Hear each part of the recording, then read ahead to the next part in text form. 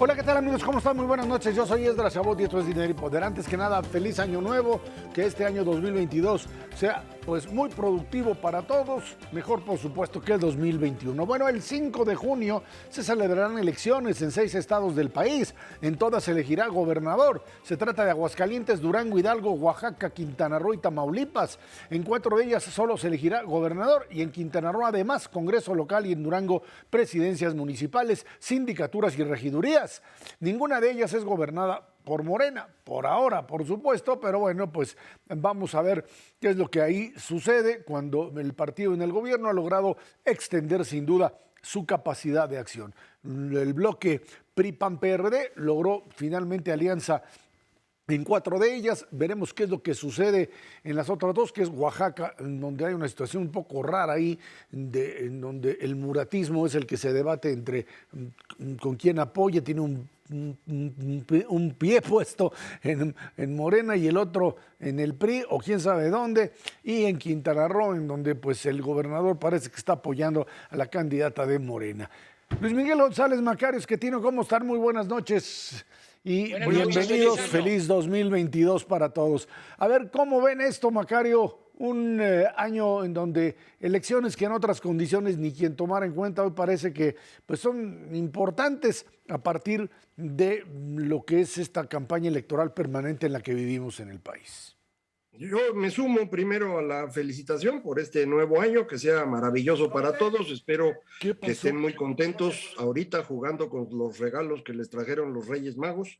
Y bueno, también los políticos tienen estos regalos de Reyes Magos, que son estas elecciones, 6 elecciones de gobernador, como bien decía Serra, que realmente siempre le importan a los que viven en cada entidad federativa, pero sí no hay una importancia nacional de buena parte de las entidades, obviamente algunas muy grandes económicamente o en términos políticos tienen más peso, pero en esta ocasión son entidades federativas, digamos, medianas.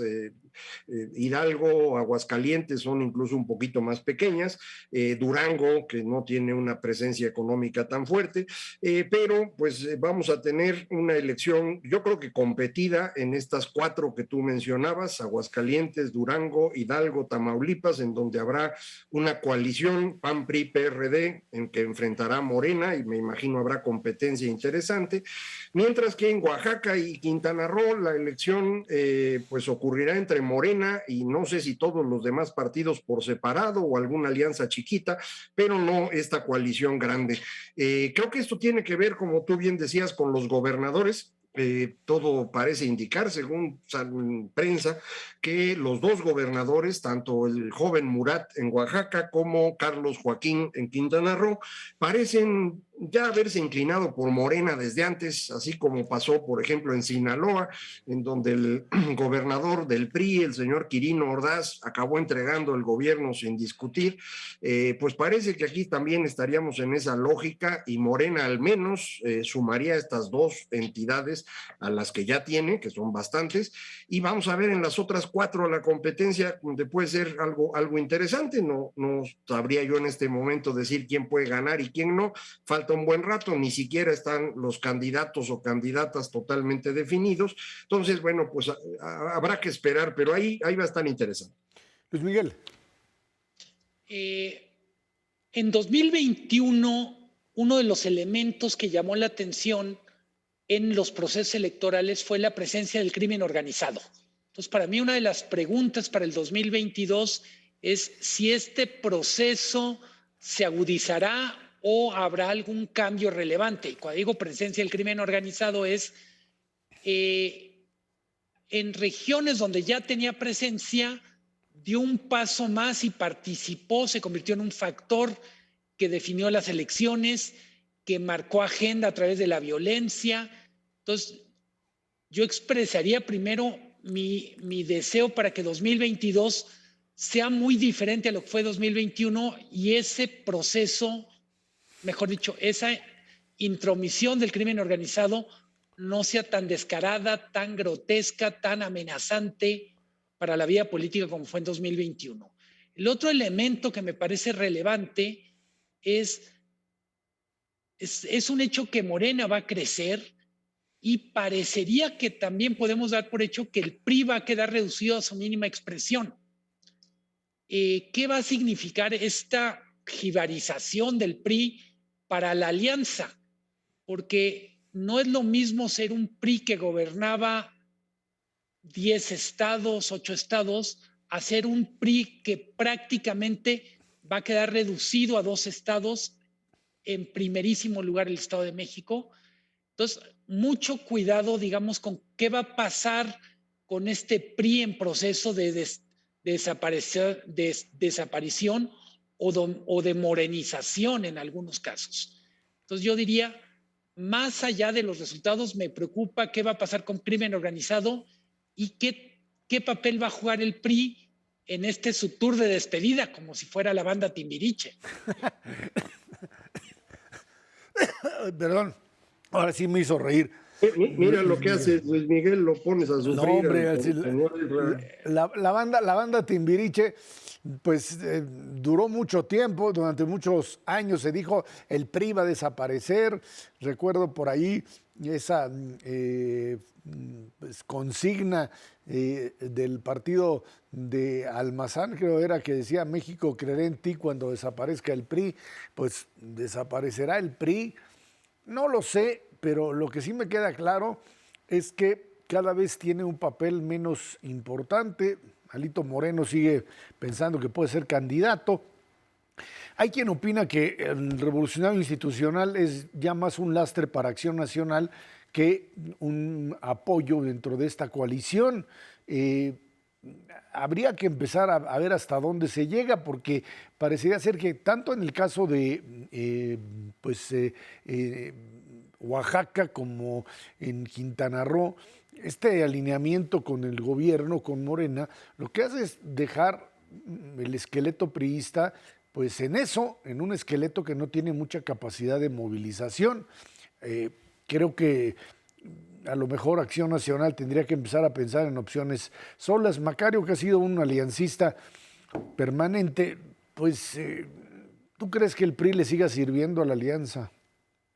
Y soy aliancista desde el 99, cuando se empezó con esta moda, que a veces funciona mejor, a veces no tanto. No estoy seguro de qué tanto el PRI pueda jibarizarse, como dice Luis Miguel. Por ejemplo, dado que van en coalición, yo supongo que el candidato o candidata de Aguascalientes será de extracción panista y el candidato o candidata de Hidalgo será de extracción priista, de manera que no van a perder todos los estados que van a competir. Ahorita tienen 2 en disputa, que son Oaxaca e Hidalgo. Oaxaca creo yo que lo van a perder, pero Hidalgo podrían mantenerlo a través de esta coalición.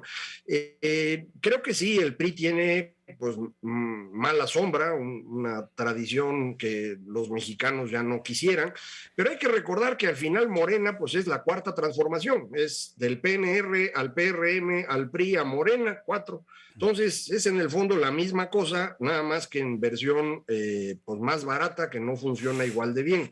No han logrado construir esta disciplina, esta idea de partido político. Es un amalgama de intereses centrados alrededor de la figura del señor presidente López Obrador, que es el alma de ese partido. Entonces, yo creo que el PRI todavía sigue siendo un partido relevante en algunas partes. A mí me parece que al final igual y nos conviene que desaparezcan todos, es decir, que vayamos en este proceso de transformación que el 2018 los obligó a tomar. En 2018 los partidos de la transición democrática, PAN, PRI, PRD, fueron muy diferentes a lo que habían sido antes de 1997 y terminaron en 2018 su vigencia, me parece. Entonces, a lo mejor convendría esta recomposición, que siempre es difícil en un marco de leyes tan rigurosas como las que tenemos en México en materia electoral, pero a mí me parece que sí, ya convendría ir pensando en otras cosas, y a lo mejor PRD y PRI son los que van a desaparecer y Acción Nacional tendrá que convertirse en algo distinto.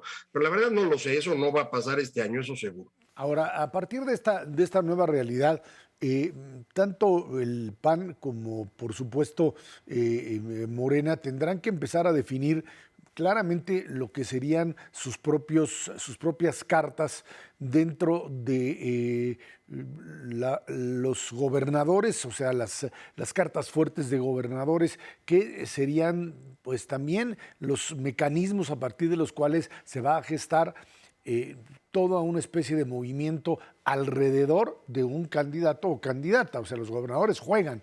Hay que recordar que López Obrador lo que hizo fue prácticamente pues, desaparecer el poder de los gobernadores, ya sea mediante pues, acusaciones de crimen organizado o de evasión fiscal, etcétera, o cerrándoles total y absolutamente la llave del presupuesto, y a partir de ello la fuerza de los gobernadores que imponían a los presidentes condiciones, pues prácticamente se hizo a un lado.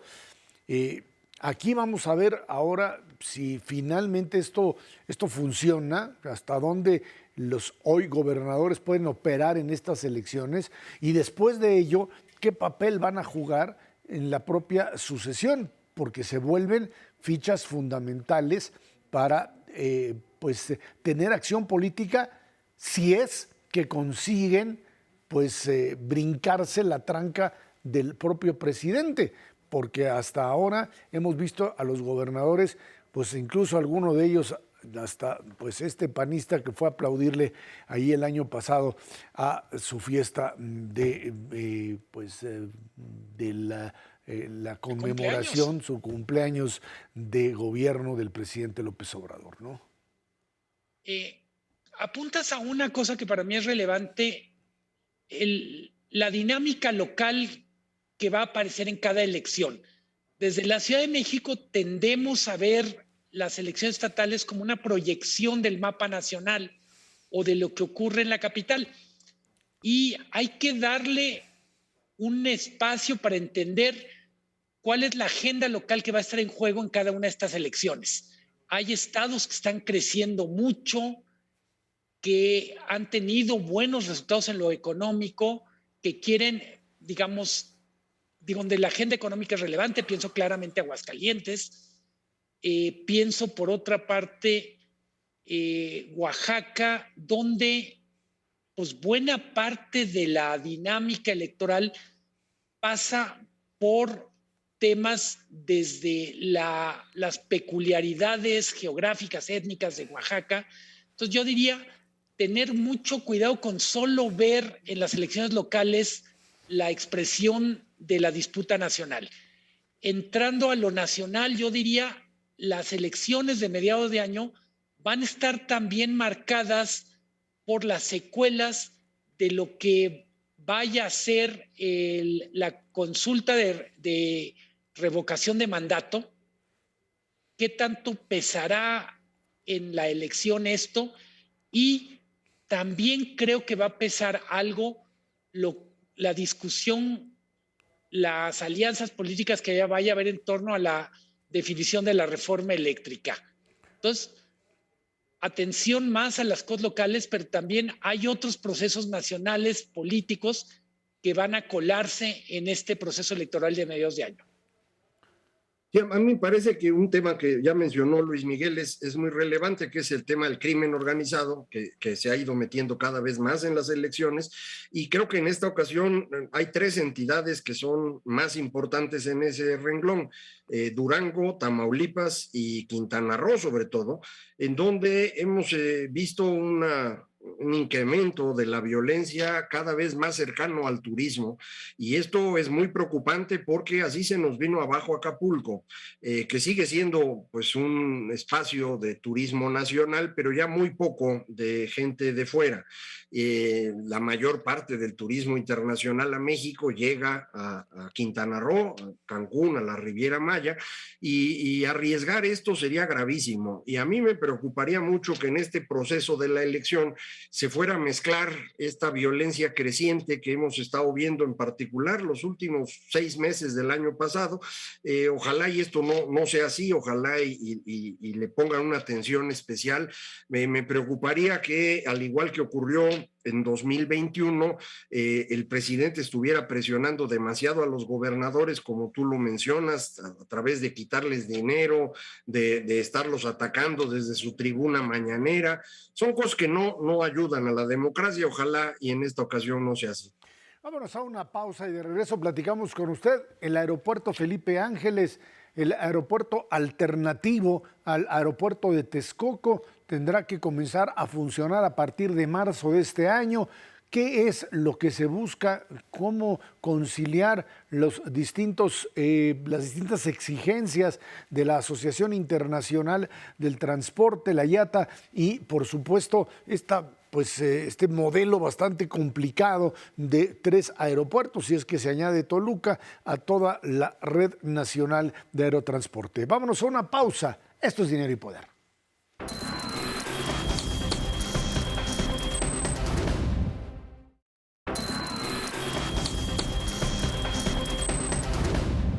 A poco menos de 3 meses de que se inaugure el Aeropuerto Internacional Felipe Ángeles en Santa Lucía, el reto está en que esté 100% terminado. Sin embargo, la Asociación Internacional de Transporte Aéreo, la IATA, por sus siglas en inglés, advierte que se debe asegurar la instrumentación de medidas correctas que ayuden a que se cumpla con el espacio aéreo en la zona metropolitana del país. Lo cierto es que el gobierno de México asegura que el nuevo aeropuerto estará a tiempo, al igual que las vías de acceso. Bueno, por lo pronto, y han llevado ahí a varios periodistas a demostrarles, por un lado, que la construcción lo está haciendo el ejército a marchas forzadas, y con ello están pues tratando de terminar todo lo que es pues tanto pistas como torre de control, como los distintos espacios. Eso estaría probablemente construido para marzo. Argumentan que también tienen resuelto el problema del espacio aéreo a partir del hecho de que han cambiado las rutas, la ruta aérea. Recuerde que desde hace meses las entradas a la Ciudad de México han sido modificadas, hubo protestas del sector poniente de la ciudad porque los aviones empezaron a entrar por una zona diferente, generando un mayor ruido, pero bueno, dicen que eso le permite conexión. Hay controladores aéreos que pues salieron del Aeropuerto Internacional de la Ciudad de México, ya no están trabajando, y que argumentan que pues no se puede hacer funcionar de forma simultánea el Aeropuerto Internacional Benito Juárez con el Felipe Ángeles. Eso es parte de la discusión. Dicen las autoridades aeronáuticas del Felipe Ángeles o del propio gobierno y del ejército que esto sí es viable. E incluso ya dieron a conocer al finalizar el año pasado un poco las rutas que podrían estar circulando, o sea, podrían estar llegando desde el aeropuerto, desde y hacia, por supuesto, el aeropuerto Felipe Ángeles, que son básicamente nacionales y que con ello estarían echando a andar este modelo. Habrá que ver si esto funciona en los próximos meses. Macario, Luis Miguel. Sí, a mediados de diciembre efectivamente se dio a conocer el plan de vuelos para poder usar los 2 aeropuertos. Entiendo que este documento se tiene que ir renovando mes a mes y al menos durante 3 meses debe ser probado por las líneas aéreas, de manera que apenitas estarían en condiciones de por ahí del 15 de marzo haber probado los 3 meses que se requieren para que esto funcionase. Vamos a ver si esto es así, no tengo yo certeza. Lo que sí sé con seguridad, porque lo conocemos todos, es que esta fue una ocurrencia del presidente. Que no tuvo un anteproyecto, que fue un dibujito hecho en una servilleta por el señor Riobó, un amigo del presidente, constructor, que después le encargaron al ejército que pues hiciera lo que pudiera con base en un dibujo de otro señor que tampoco tuvo un anteproyecto, ni maqueta, ni nada por el estilo. Después forzaron el espacio aéreo para que funcionara, pero no sabemos si va a funcionar. Han estado forzando a las aerolíneas para que se vayan para allá y hasta ahorita, hasta donde yo sé, hay 3 que van a operar en Santa Lucía, una venezolana que no sé cuántos vuelos haya de Caracas a Ecatepec, habrá alguno. Viva Aerobús y Volaris han dicho que tendrían algún vuelo de ahí, no sabemos hacia qué destinos. No conocemos tampoco cuáles serían las vías de acceso. Nos mostraron un trenecito para decirnos que va a haber un tren, pero en realidad el que nos mostraron iba a la pirámide del Sol en Teotihuacán. Igual pues de ahí se puede tomar un pecero para llegar al aeropuerto. Yo todo eso no lo sé, honestamente. Creo que esto es una gran tontería haber hecho esto. Era muchísimo mejor continuar la construcción de Texcoco, pero pues eso ya no es un tema, ¿no? Esto se va a inaugurar, ojalá y funcione, ojalá y no ocurra algún accidente, eso es lo más importante, y pues vamos a ver qué tanto funciona. Yo creo que vamos a perder muchísimo dinero ahí, no creo que nunca haya suficientes vuelos en esa terminal, pero pues ya sabremos. Luis Miguel.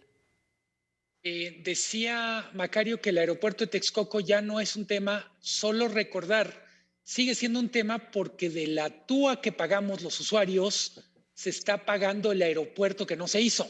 Si alguno de ustedes se pregunta por qué funciona tan mal ahorita el aeropuerto de la Ciudad de México, el aeropuerto actual, por qué de repente huele feo, por qué el mantenimiento está, pues digamos, menos que óptimo, tiene mucho que ver con que la tarifa de uso del aeropuerto se está usando para pagar Texcoco. Entrando de lleno a lo que es el aeropuerto Felipe Ángeles, los periodistas que han ido hablan muy bien de la terminal. Dicen, es mucho mejor de lo que yo esperaba. A mí no me consta, solo les reconstruyo lo que he oído. Dicen que está sorprendentemente bien. El que esté perfectamente bien la terminal habla bien del ejército en esta tarea, pero no despeja dos incógnitas que dejó en el aire Macario. Uno es literalmente la reconfiguración del espacio aéreo, cómo va a funcionar. Es verdad que el gobierno ha descalificado a algunos controladores aéreos y dice ellos no tienen ni autoridad ni tanta información, pero siembran la duda cuando los controladores aéreos con conocimiento del tema agarran un micrófono y dicen hay peligro, pues uno pone atención. Y el otro tema que creo que es el más complicado o tan complicado como el espacio aéreo son los accesos. No hay manera, eso ya está reconocido, que para el día que esté lista la terminal estén listos los accesos, de tal manera que si queremos llegar en coche, en pecero, pues tardaremos más o menos hora y media, 2 horas en poder desplazarnos de la Ciudad de México al aeropuerto. Y lo mismo pasa con el tren. Efectivamente está el video, pero lo que sabemos es el tren estaría previsto para arrancar operaciones en 2023. Entonces, digamos, sí resaltar, quienes han visto el aeropuerto, el edificio, dicen que está muy bien. Todo lo demás son signos de interrogación.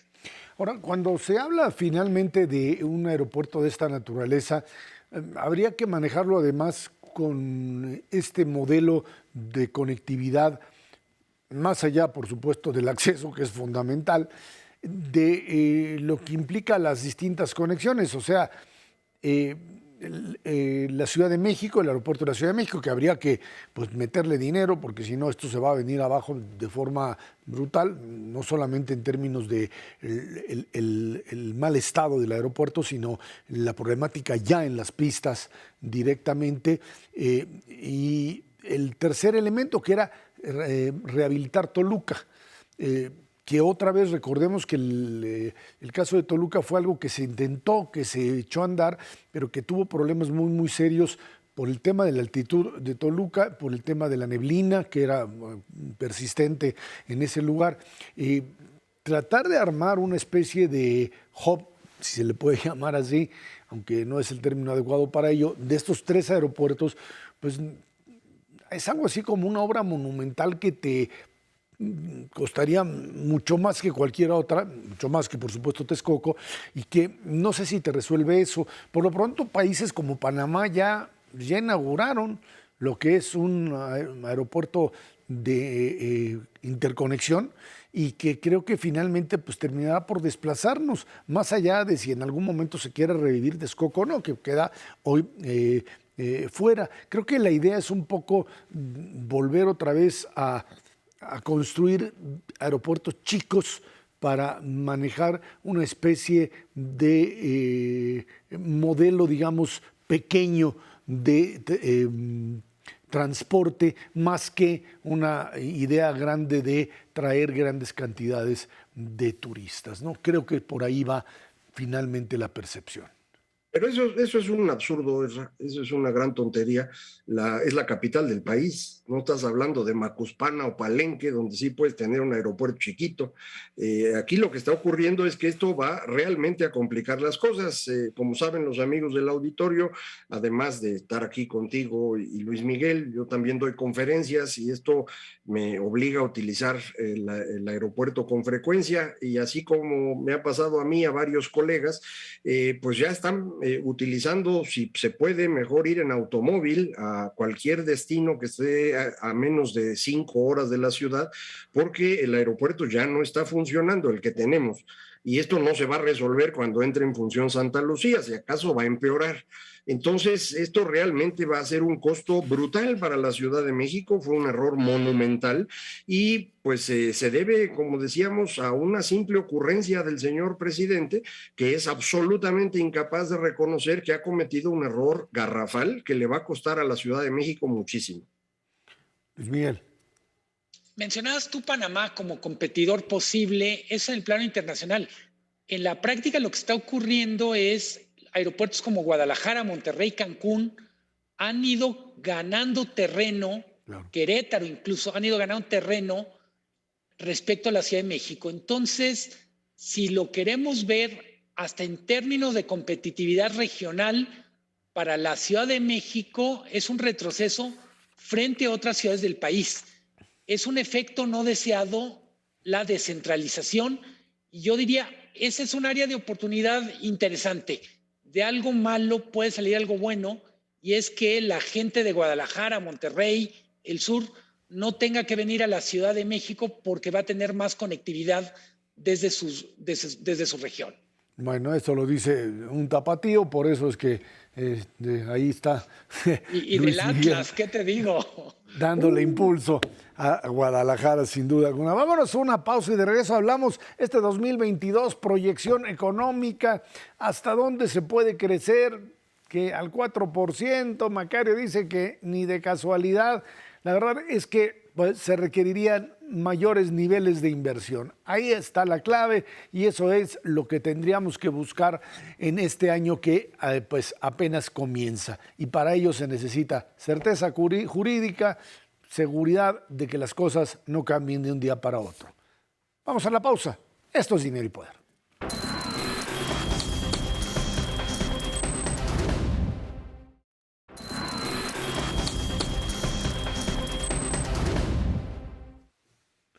El Producto Interno Bruto de México crecería 3% en 2022, no sé quién se lo cree, y la inflación se ubicaría por arriba de la proyección del Banco de México, dicen que por ahí del 4%, a ver si es cierto. El Fondo Monetario Internacional proyecta un crecimiento del 4%, mientras que la OCDE dice que 3.3%. Hacienda estima en los criterios generales de presupuesto para este año que sería del 4%, así que váyale usted a creer a quien pues tenga los mejores datos o las mejores bases.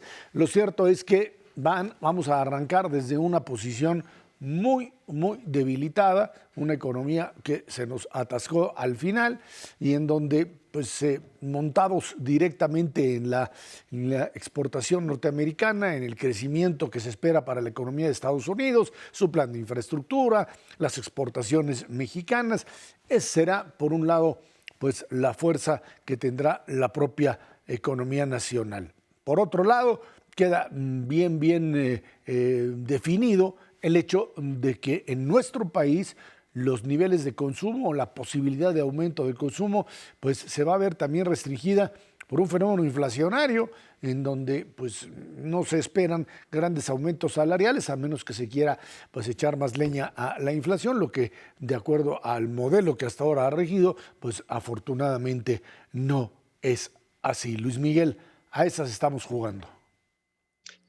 Sí, decías tú de los pronósticos. Yo diría, para los que nos están escuchando y que ya le perdieron la fe a los pronósticos, pues efectivamente todos los años los pronósticos no funcionan, cuando menos no así. Veremos menos crecimiento, principalmente porque la economía no trae dinámica para cerrar el año. Hay que recordar, hay 4 motores: exportaciones, consumo interno, inversión pública e inversión privada. De los 4 motores, ninguno está rugiendo. Las exportaciones traen algún problema que tiene que ver con disrupción de cadenas de valor, pero también con que la economía de Estados Unidos no está creciendo tan aceleradamente. Inversión pública está en niveles muy bajos. Y, por supuesto, inversión privada depende de este factor del que hemos hablado muchísimo, que es confianza. Entonces, de los 4 motores no hay mucho que esperar. Donde creo que hay más motivos para estar inciertamente optimistas es con la inflación. Se da por hecho que vamos a arrancar con inflación muy alta, pero probablemente el segundo semestre nos dé sorpresas positivas, en parte porque en el mundo entero va a haber esfuerzos para controlar la inflación, y así como una parte de la inflación ha sido importada, también una parte de esta deflación va a ser importada a partir del segundo semestre. Macario. A mí me parece, Isra, que el problema más grande que tenemos está asociado al consumo. La gente cuando consume mueve la economía y este es el motor más grande. Decía Luis Miguel, hay 4 motores, sí, pero no son del mismo tamaño. El motor más grande de todos, que representa pues prácticamente 68% del PIB, es el consumo. Si el consumo crece, la economía en su conjunto crece. Pero para que crezca el consumo, la gente tiene que tener dinero para comprar. Y esto es lo que ya se complicó mucho. Resulta que después de 3 años de no tener inversión, una inversión cada vez más baja, el resultado es que no se generan suficientes puestos de trabajo en el sector formal. Como no hay suficientes puestos de trabajo formales, la gente se va a la informalidad, en donde se puede ganar la vida, pero no gana mucho. Lo que hicimos durante 2021 en México fue comernos los ahorros, de forma que llegamos a este 2022 ya sin ahorros, ya se los acabó la gente, ya no tiene guardaditos, ya se gastaron incluso lo que tenían en la Afore. Hemos tenido los 2 años de más retiros anticipados en las Afores en 2020 y 2021. De manera pues que no hay de dónde sacar un crecimiento en el consumo importante y sin eso no se va a mover la economía. Efectivamente puede haber algo de crecimiento en el sector externo, yo no creo que vaya a ser tanto. También en los últimos emisiones hemos platicado el conflicto con Estados Unidos, que quiere generar su propia economía y dejarnos afuera a Canadá y a México, pues ahí también hay alguna dificultad. De manera que yo esperaría que este año el crecimiento esté bastante abajo de las cifras que tú decías. Todas esas estimaciones que mencionaste, Esra, las hicieron estas agencias antes de que salieran los datos del tercer trimestre, que fueron bastante malitos.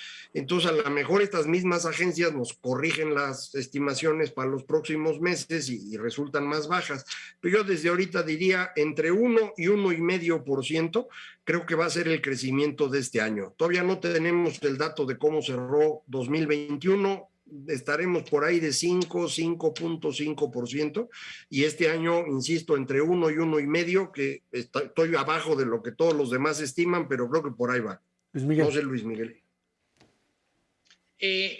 Cuando hablamos de que el pronóstico del gobierno no se va a cumplir, en particular el expresado en los criterios generales de política económica, tiene una repercusión muy directa. Los ingresos del sector público estaban calculados a partir de esta hipótesis de crecimiento de 4.3. Entonces, crecer menos en automático significa el esfuerzo de recaudación va a estar más complicado. Es verdad que Raquel Buenrostro ha hecho un trabajo extraordinario en estos 2 años que lleva en el SAT, pero pues yo diría, para usar una metáfora beisbolera, es un pitcher al que le estamos pidiendo sacar bateadores cada vez más complicados y el brazo se cansa. En todo, o sea, este planteamiento a lo que nos lleva fundamentalmente es que para poder suponer un mayor crecimiento se requeriría renovar inversión. O sea, no hay manera. Recursos fiscales que se van a obtener ahora con un mayor nivel de presión sobre los causantes. Y bueno, pues no sé si es el mejor mecanismo, creo que es el único que les queda ya por ahora, porque la informalidad ha crecido sustancialmente en los últimos años. Entonces necesitas meterle más presión al causante cautivo, aquel que no puede moverse dentro de la informalidad o no quiere hacerlo. Y por otra parte, esta imposibilidad real de hablar de una reforma fiscal que queda totalmente cancelada por parte del gobierno. En este sentido, pues la gran apuesta aquí es que la inercia con la que nos estamos moviendo finalmente nos lleve a un crecimiento de 1 de aquí a que termine el sexenio. O sea, la idea es un poco navegar de muertito, evitando que, pues ahora sí que el muertito se hunda, porque digamos que los niveles de equilibrio macroeconómico, de evitar que precisamente el que está ahí en el mar echadito finalmente caiga, son muy frágiles y cualquier jugada fuerte del mar terminaría hundiéndote, ¿no? Y yo creo que ese es el problema, que estás en una trayectoria que de pura inercia te puede dar 1,5% cada año para terminar el sexenio con crecimiento cero. Pero también en el transcurso de estos 3 años, 22, 23, 24, pues tienes el riesgo de algún golpe externo. Por ejemplo, si se aprobara la reforma eléctrica, pues eso nos va a costar varios puntos del PIB, va a ser una contracción económica. Si, por ejemplo, regresa el señor Trump como candidato a los Estados Unidos, eso pues va a desajustar el tipo de cambio y nos va a causar problemas. Si perdemos el grado de inversión, si de pronto hay más problemas en Pemex para mantener la plataforma de producción que a duras penas están logrando sostener, pero con costos cada vez mayores. O sea, hay una gran cantidad de riesgos que hacen pensar que esta idea de mantenerte como dices, flotando de muertito, pues no tendría éxito y se arriesgaría a terminar el sexenio por debajo incluso de cómo lo empezó este gobierno. Una, digamos, opción para el gobierno en este momento sería tratar de mover las fichas de manera tal que niveles de inversión, no sé si las locales, las inversiones nacionales, lo han intentado una y otra vez y las respuestas de la iniciativa privada, aunque el presidente dice que se están portando bien, que traen, los números no nos indican eso. Y el capital extranjero, pues tendría que recibir un mensaje diferente. Uno se pregunta, ¿este tipo de planteamiento no lo ven desde la otra perspectiva? ¿Suponen que esto se va a dar en forma automática? Aquí la pregunta es, o sea, ¿que no se dan cuenta que esto está sucediendo? A ver, el gobierno apostó a que el sector energético sería la locomotora. Ya. Y más que la locomotora está siendo el ancla. Ese es para mí la primera, vamos a decir, el primer error de juicio. En paralelo, el mundo se está moviendo a un entorno mucho más proteccionista.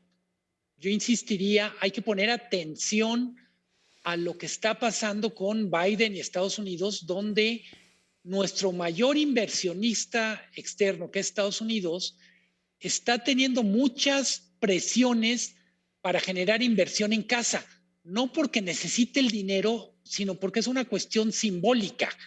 Evidentemente, Estados Unidos no necesita el capital invertido de General Motors teniendo tantísimo, pero simplemente el decir General Motors está apostando otra vez por Estados Unidos le da una banderita electoral a Biden. Entonces, para mí, el gran tema es necesitamos pensar una economía fuera del sector energético.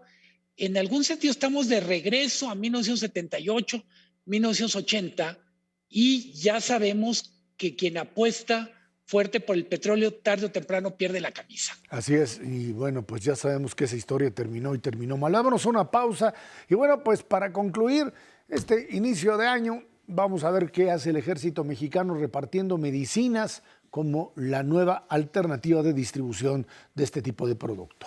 Esto es Dinero y Poder.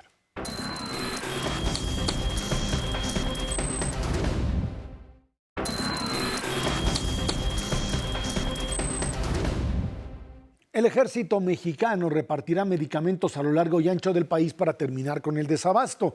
Ya en la segunda semana de diciembre distribuyó toneladas de medicinas a unidades médicas del Instituto Mexicano del Seguro Social. A principios de diciembre, el general en retiro Jens Pedro Lohmann fue nombrado director de Laboratorios de Biológicos y Reactivos de México, Birmex, para tomar el control del reparto de los medicamentos en todo el país. La Marina también participa en este programa. Ahí está. Otra asignatura pues dada al propio ejército, a las Fuerzas Armadas, como un mecanismo a partir, por supuesto, de esta estrategia en donde se eliminó un sistema de distribución ya existente que tendría, pues por supuesto, sus errores, sus dificultades, sus obstáculos, sus carencias, pero que pues al no existir una alternativa durante 3 años, con carencias, primero, por supuesto, en la obtención del medicamento, segundo, en la propia distribución, se opta ahora otra vez por el ejército. Y pues ahora veremos finalmente si esto funciona, tanto en el momento de la adquisición del producto, que es algo bastante complicado, como ya lo han anunciado los distintos exsecretarios de salud, como en el momento de la distribución, en donde pues no es lo mismo repartir refrescos que repartir medicamentos, Macario. Sí, sin duda, yo creo que este es uno de los ejemplos más dramáticos, más contundentes, más terribles de la incompetencia del actual gobierno. Lo que ha ocurrido con el tema de salud ha sido gravísimo. Primero, destruyeron este sistema de adquisición y distribución de medicamentos porque afirmaban que había corrupción, cosa muy probable, pero que no han probado ellos hasta ahorita.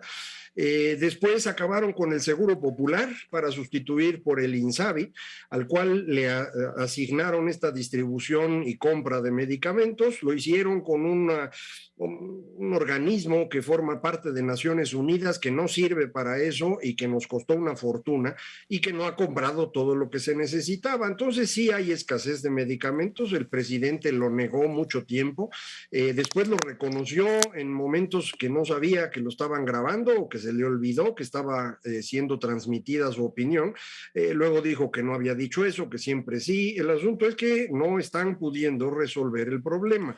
Esto ocurrió al mismo tiempo que tuvimos la peor pandemia en un siglo, de manera que eso también lo hicimos muy mal, y al cierre prácticamente de noviembre del 21, ya traíamos 650,000 mexicanos muertos por encima de lo que debía haber ocurrido.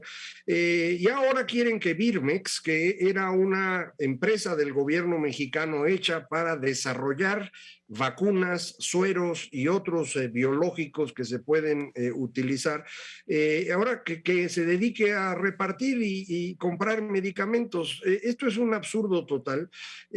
Encargarle eso al ejército me parece deplorable para el ejército mismo, pero muy negativo en términos del sistema. Esto no va a funcionar, no es simplemente porque la gente no quiera, es que se requiere conocimiento y capacidad logística que el ejército no tiene. Ellos no deberían dedicarse a eso. Su trabajo es la seguridad nacional, no construir aeropuertos o sucursales bancarias o repartir medicinas. Entonces, para mí es error tras error, y el problema es que esto está matando seres humanos. Esta escasez de medicamentos le ha costado la vida a niños con cáncer, a mujeres con cáncer, y la verdad es que son unos criminales, man. Luis Miguel, esto se le plantea al ejército como una labor. Ya hablábamos anteriormente del aeropuerto de Santa Lucía, también repartirlos, no se está generando, además de una concentración de facultades, de funciones en el ejército, ponerlo en riesgo en el momento en que algo de todo esto no funcione y luego pues decir es que el ejército no lo hizo? Un estudio, ahora sí, del CIDE, mencionaba 250 actividades que han sido transferidas al ejército. El riesgo es muy alto, yo diría la trampa está puesta. Es imposible cumplir bien todo y solo enfatizar la resolución del tema de abasto de medicamentos es un asunto que sobre todo tiene que estar siendo valorado desde el punto de vista de los usuarios, de los que usan los medicamentos. No son los discursos, no son los informes, sino los propios usuarios los que tienen que darnos testimonio que esto está resolviendo. Llevamos 3 años dando palos de ciego con el tema del abasto de los medicamentos. Está metido aquí desde hace 2 años la UNOPS, una oficina de Naciones Unidas encargado de temas de administración, etcétera, que nunca había tenido un trabajo de esta escala ni de esta complejidad. Cuando dicen no es lo mismo que repartir refrescos o papitas, solo explicar, como lo entiendo yo, es los medicamentos tienen que llegar en diferentes niveles de preparación, con diferentes temperaturas, con diferentes tiempos de entrega a lo largo y veces del día. Entonces, en buena medida, es cargarle muchas responsabilidades al ejército, pero además es no demostrar que se aprendió nada en estos 3 años.